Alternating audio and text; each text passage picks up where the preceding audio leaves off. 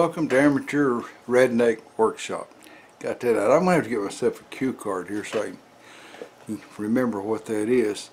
Anyway, we're going to go on with part 3, which is the final part of the PLA lost PLA casting experiment.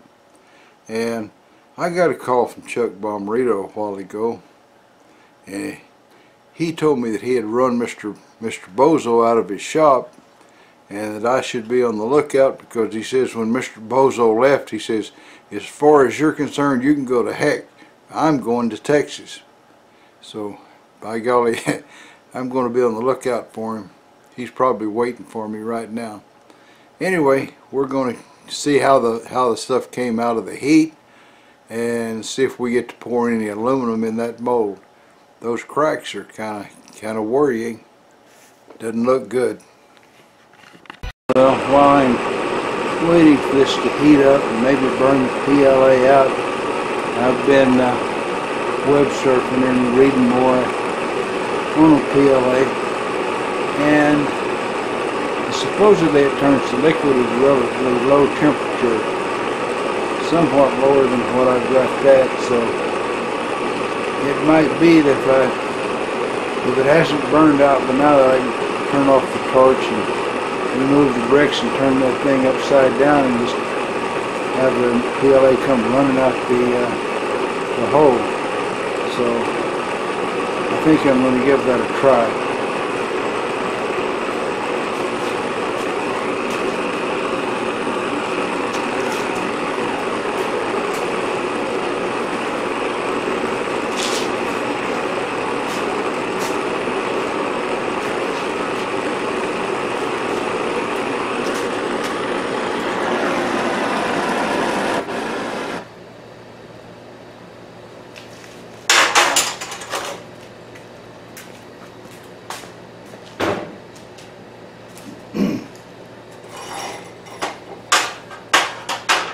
I've got a hole made in the sand over there. If I can handle this thing long enough to get it there, then I'm going to put the plaster in the sand.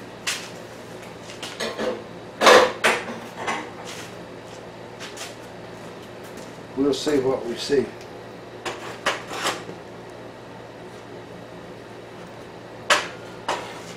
There was a flame coming out the top there, so undoubtedly the PLA's on fire down in there.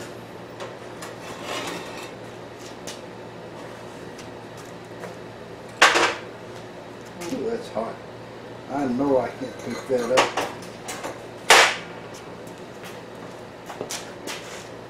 Cracked right in half.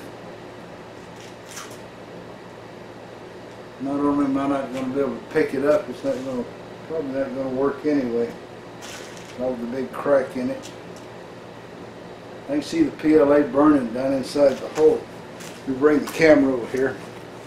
See if I can give you guys a shot of the PLA burning down in that hole.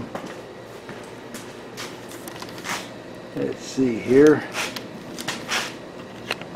I think you can see it. You see the glow down in there? That's PLA burning. So it's hot enough to burn, I guess. Or maybe that's the PLA's gone and that's just the bottom of the plaster glowing from all the heat I put in the bottom of it. That could be too. So I'm going to have to figure out some way to move that. I'm going to have to wait for it to cool off. I don't know. Way too hot for these gloves, I'm sure.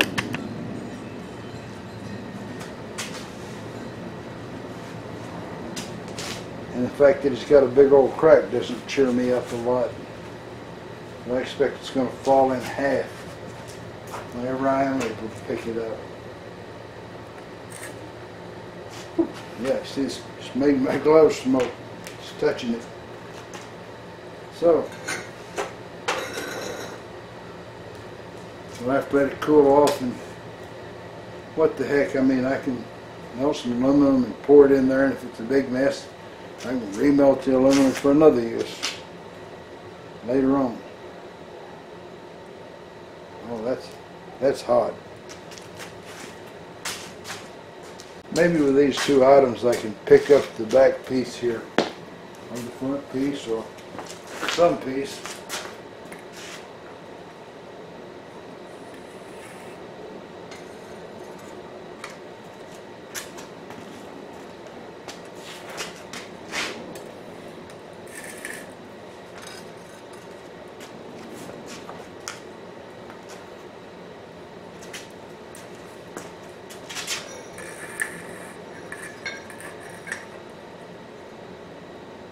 Alright, do you see how it looks?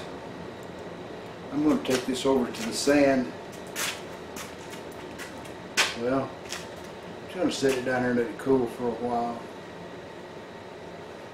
Probably nothing to gain from putting it in the sand just yet.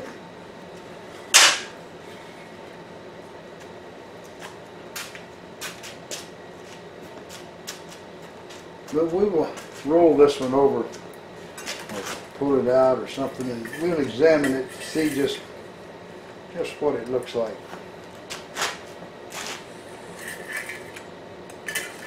Oh, well, there you go.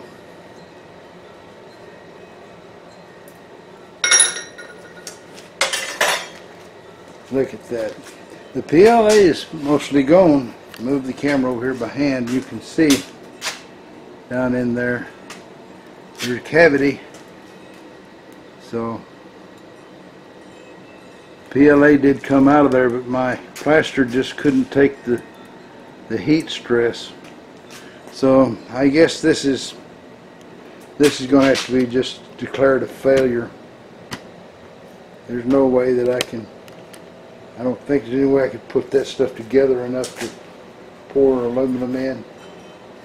So we'll have to get investment plaster and come back and try this again. Let me see if I can turn this where it's easier to see.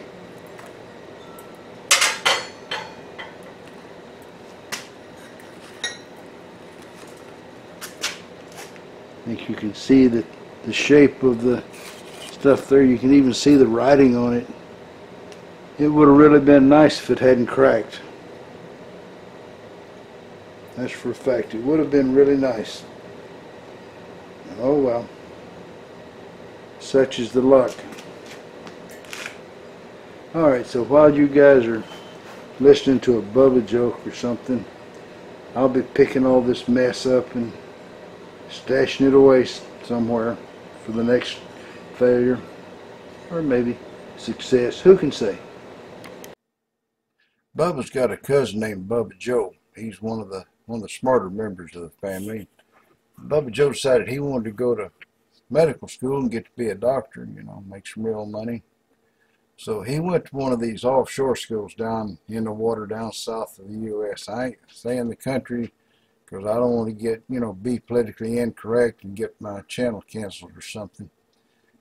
But anyway, that's where he went. And when he got his diploma, he come back to the States, you know, and he went back to his hometown there and looked around. None of the clinics would hire him because they didn't like his diploma, you know. So figured, well, I'll just start my own clinic. So he got his clinic set up, and hired him a nurse named Lulu Bell, and put a sign out front, treatment $20. If you're not cured, you get $100 back. Well, everything's all set up. This city slicker lawyer come by there, and he saw that, and like all lawyers, he wanted that money, you know. So he come bouncing in there, and he says, Dr. Bubba, he says, I done lost my sense of taste. I can't taste nothing.